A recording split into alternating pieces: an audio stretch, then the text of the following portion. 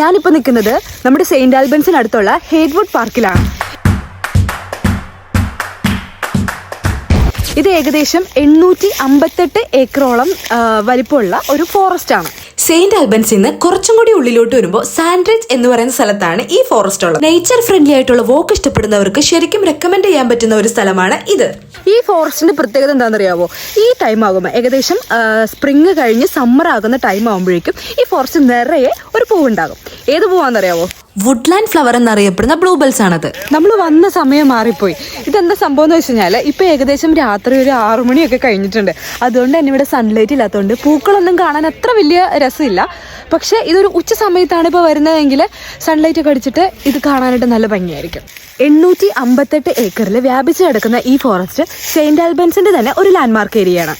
ഏകദേശം 45,000 ഫാമേഴ്സ് ചേർന്നിട്ട് 500,000 വരുന്ന ട്രീസ് ആണ് ഇവിടെ പ്ലാന്റ് ചെയ്തത്. ഇവിടെ ഇതുവരെയായിട്ട് 87 ഡിഫറെന്റ് സ്പീഷീസിലുള്ള ബേർഡ്സും 62 സ്മോൾ മാമൽ സ്പീഷീസും 27 ബട്ടർഫ്ലൈ സ്പീഷീസും റെക്കോർഡ് ചെയ്തിട്ടുണ്ട്. അതുപോലെ തന്നെ 57 ഡിഫറെന്റ് സ്പീഷീസിലുള്ള നേറ്റീവ് ബ്രിട്ടീഷ് ട്രീസും ഇവിടെയുണ്ട്. സംഭവം ചെറുതായിട്ട് കയ്യിൽ നിന്ന് പോയിട്ടുണ്ട്. 8 മണിയാകുമ്പോഴേക്കും കാർ പാർക്കിങ്ങിന്റെ ഗേറ്റ് അടയ്ക്കും. ഇതിപ്പോൾ ഏകദേശം 7:30 കഴിഞ്ഞിട്ടുണ്ട്. ഞങ്ങളിപ്പോൾ എവിടെ നിൽക്കുന്നതെന്ന് ഞങ്ങൾക്ക് പോലും അറിയാൻ പാടില്ല. ഏതൊക്കെയോ വഴി ഇനി പോയിട്ട് വേണം കാറ് പാർക്ക് ചെയ്ത സ്ഥലത്തോട്ട് എത്താനായിട്ട്. പക്ഷെ എന്ത് ചെയ്യുമെന്നറിയാൻ പാടില്ല. അവസാനം ഒരു 20 മിനിറ്റ് അവിടെ ചുറ്റിക്കറങ്ങിയതിന് ശേഷം ഞങ്ങൾ ഞങ്ങളുടെ കാർ പാർക്കിങ്ങിലെത്തി.